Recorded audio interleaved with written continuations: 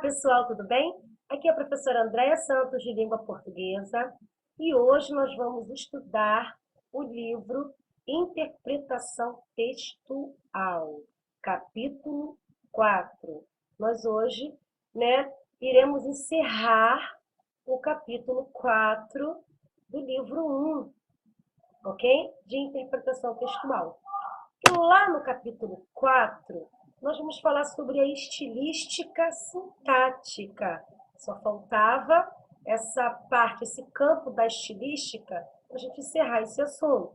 Nós já vimos anteriormente, o estudo sobre a estilística morfológica, a estilística fônica e a estilística semântica. E hoje nós vamos encerrar o assunto falando sobre a estilística sintática. Nós já vimos anteriormente que a estilística, ela estuda a linguagem e a sua capacidade de tornar as mensagens mais ou menos emotivas e bonitas, Por esse motivo, ela é uma área muito importante nos meios literários, ok? Bom, se por um lado a gramática preocupa-se com a norma culta da língua, a estilística ela vem complementar os estudos da linguagem na medida em que enfoca a função expressiva dos discursos através de recursos estilísticos, ok? Bem, mas que recursos estilísticos são esses? Que recursos, estilísticos eu estou me referindo? Eu estou me referindo às figuras de linguagem. Exatamente. Nós temos que mostrar agora o domínio, sobre as figuras de linguagem. Nós temos que relembrar, os quatro tipos de figuras de linguagem, de linguagem existentes, que a gente já vai ver daqui a pouquinho, tá? Mas antes eu gostaria também de sintetizar isso aqui, que a estilística sintática, ela é a parte da estilística que vai recorrer a uma série de recursos para proporcionar efeitos estéticos nos textos. Ou seja, nós vamos ver agora que esses recursos estilísticos, são justamente as figuras de linguagem, ok? E nós já sabemos, o conceito sobre figuras de linguagem. Elas são figuras de estilo que são usadas para dar maior ênfase à nossa comunicação e torná-la mais bonita, mais enfatizada, mais realçada. Tá ok? Bom, dentro do estudo das figuras de linguagem, nós aprendemos que existem 4 tipos de figuras. E nós vimos isso tudo aqui. As figuras de linguagem elas podem ser figuras de palavras, ou semânticas, que estão associadas ao significado das palavras. Aí eu citei para vocês, no estudo que nós já tivemos, anteriormente, eu expliquei que as figuras de palavras são a metáfora, a comparação, a metonímia, a catacrese, a sinestesia e a perífrase, ok? Vimos também o estudo sobre as figuras de pensamento. O que seriam as figuras de pensamento? São elas que trabalham com a combinação de ideias e pensamentos. São elas a hipérbole, o eufemismo, a ironia, a personificação, a antítese, o paradoxo, a gradação e a apóstrofe, ok? Estudamos também as figuras de som, conhecida também como figuras de harmonia. O que seriam essas figuras de som? Elas estão associadas à sonoridade das palavras, são elas a aliteração, a paranomásia, a assonância e a onomatopeia, que é a mais famosa, as onomatopeias, ok? E agora nós vamos explorar, dentro do estudo da estilística sintática, nós vamos explorar como recursos estilísticos as figuras de sintaxe, também conhecidas como figuras de construção. Elas interferem justamente na estrutura gramatical da frase.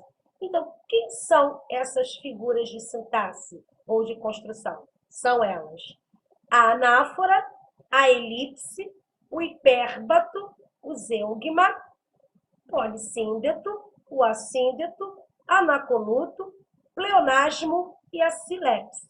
Só que eu peguei as 3 primeiras figuras de sintaxe para poder a gente ilustrar melhor o estudo que a estilística sintática faz em cima desses recursos estilísticos. Eu escolhi a anáfora, por isso que eu coloquei em negrito, a anáfora, a elipse e o hipérbato. Tá?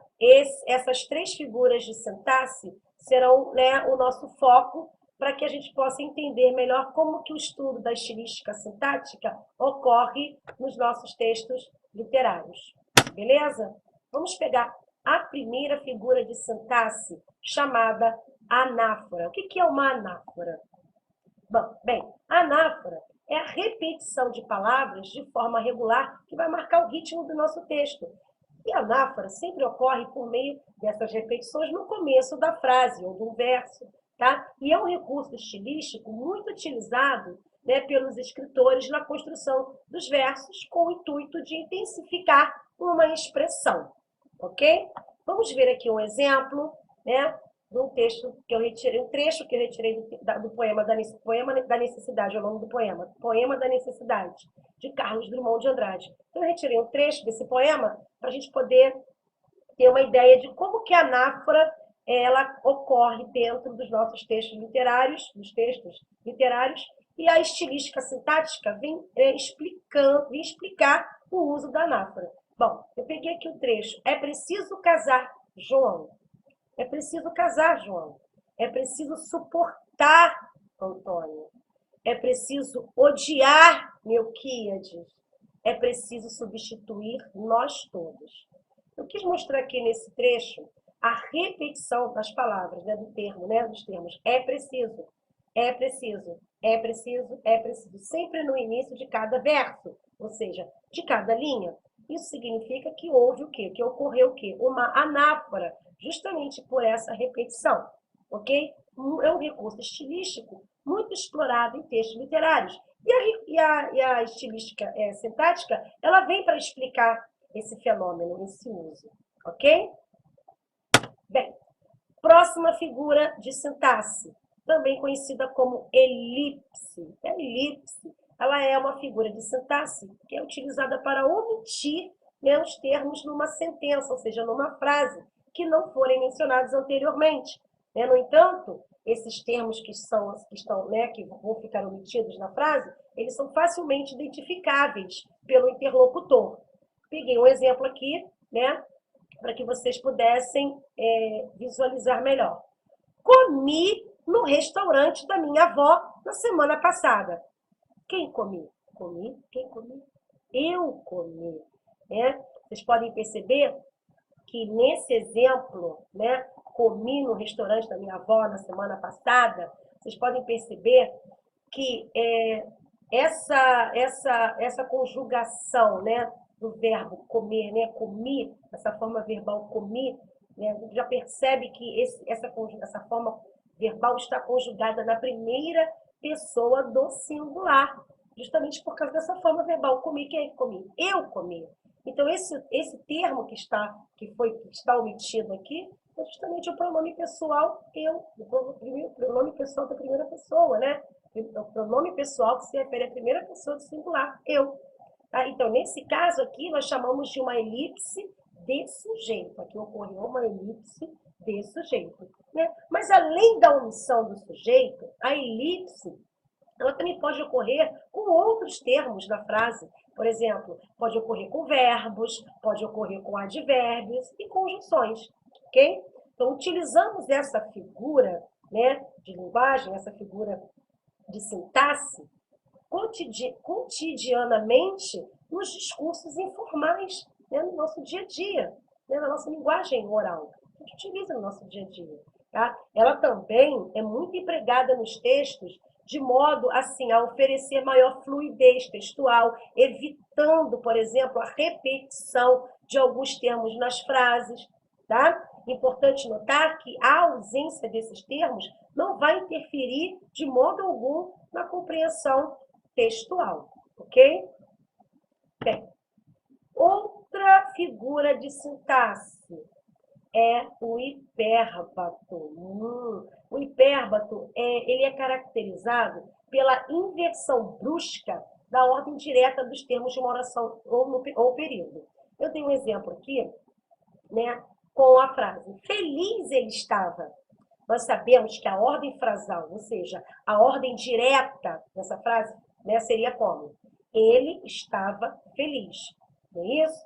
Ou seja, ele é o sujeito, estava é o verbo de ligação, feliz é o predicativo do sujeito, né, o complemento. Então, essa seria a ordem frasal correta. Respeitando essa ordem direta, ficaria assim: ela estava feliz.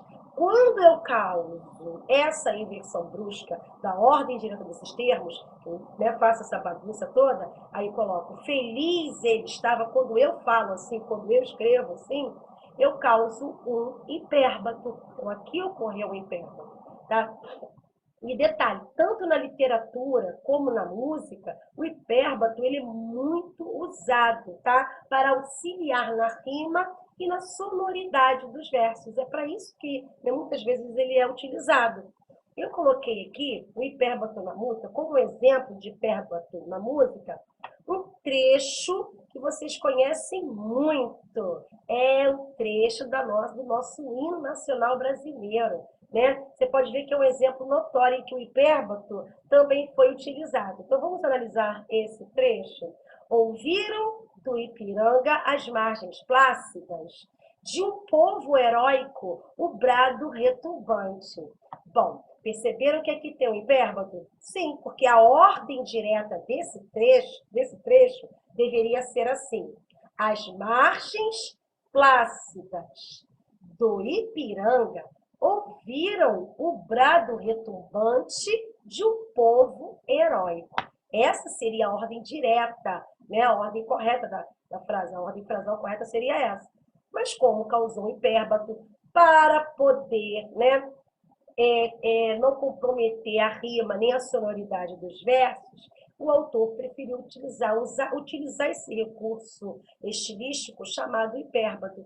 Tá? Esse hipérbato vai permitir que a gente cause essa inversão brusca da ordem direta desses termos, para não causar, para não prejudicar a rima e nem, né, a sonoridade dos versos.